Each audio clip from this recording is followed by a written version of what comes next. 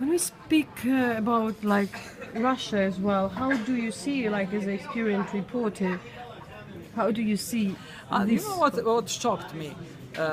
When the international community was surprised what happened. If someone is predictable, then President Putin is predictable. He shows every day what he is up to. So it was not so shocking. All the whole history, recent history of Ukraine and Russia is full of these gas and negotiations problems, coming from Timoshenko till now. As I read today in the news that Russia will ask for prepayment of gas. So, and when European Union and International Monetary Fund put their conditions on the table, and your president was then in a shock, because everybody is in shock when you don't have money and you have to pay, or you have to make certain concessions to be on the right path. He turned to Moscow, and Moscow said, well, okay, we'll give you $15 billion to repay your debt, and we will continue to work. But you have to say no thank you to European Union. And the circle was... So, but what do you think the role of the international community? Is it like solving the inside issue? First of all, European Union does not have joint unique foreign policy. They don't have unique strategy for security. Each country has its own foreign policies and security policies, and that's problem. How to put them together. And then you start with the troikas, dvoikas, and I don't know how many people. And you are trying to make a, first of all, compromise on the European Union level. And then comes United States. European Union is fighting for their economic interests because they're very strong with Russia and with Ukraine too, why not? And the interest of the states are, it's a NATO line in Europe. So you have to compromise on the level of European Union and also with Washington too. You have to have that on your mind when you negotiate. So troikas and dvoikas always have something else to bear in mind. Do you think that things can be sorted out without this international interference? We like a lot of people in Ukraine, they don't have much hope with that. I mean, some have maybe. Yeah. If it's like waiting, if it's taking so long, if it's all these conferences are happening. Yeah, sure. Well, at the end you lose courage that something really worth it will happen, you know, because each conflict, each war ended with a signature, like it we are or not. But it takes time. It takes time because they, on their internal meetings, they have to agree what to do. The last suggestion from Zbigniew Brzezinski, he was advisor to Clinton and era before, said perhaps the best way for Ukraine will be like a model of Finland, which made the progress during the years after the Second World War with Russia in economic relations.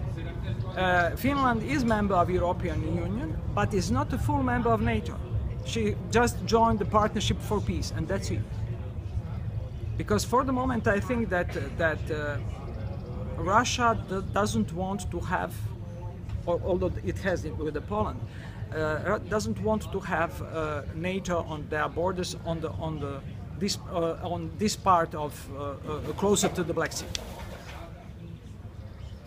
Because if you have rocket launchers or any kind of a shield of NATO down there, it's not for North Korea.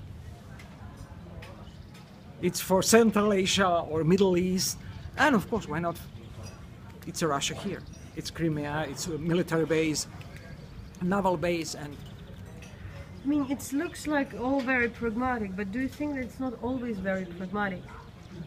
It's a question of pride of politicians, and to show who has much power and who hasn't. Well, for the years, it's obvious that we are not unipolar world anymore.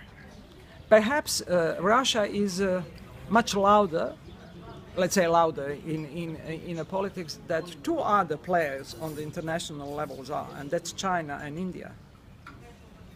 You just cannot ignore them. You have to talk to them. They are not regional powers. They are much stronger than the regional powers.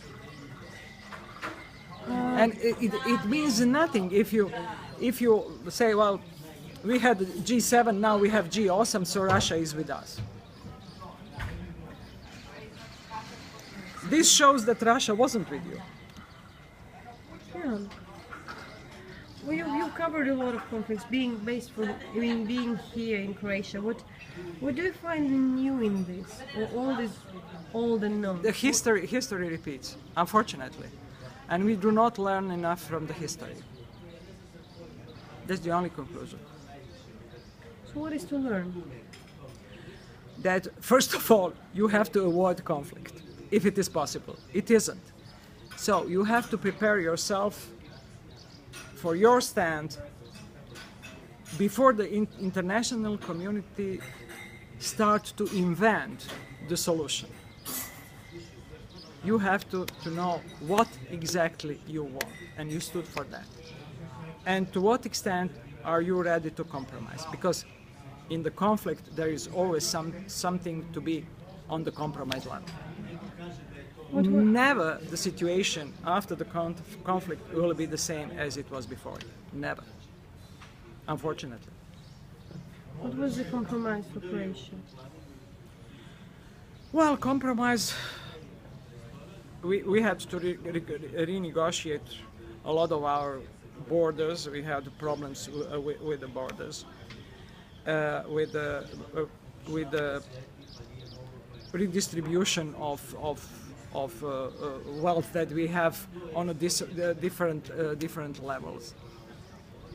We have to first of all, the biggest compromise was when we signed, concerning the Bosnia and Herzegovina. You know, there is a part called Posavina, close to the river Sava on the north of the Bosnia and Herzegovina. And down there you have a Herzegovina, and you have a reasonable percentage of the Croats within the center of Bosnia.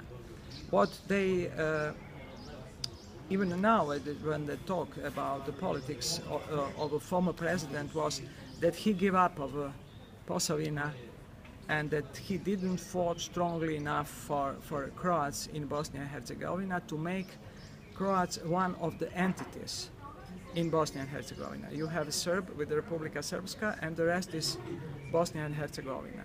And it means that you put two entities in one federal union. Inventing unimaginable problems on the decision-making level. You have, I don't know how many ministers, you have presidents, you have prime ministers, you have local governments, mayors, and such a complicated process that cannot result, that the result cannot be a normal functioning of the state. The beginning was, well, we'll give them 49% of the territory. I said we'll give them that is concerning of Republika Srpska, and the rest will be Bosnia and Herzegovina. That was on the table during the Dayton, and that was on the table in the White House, on the table in the Oval Office of President Bill Clinton.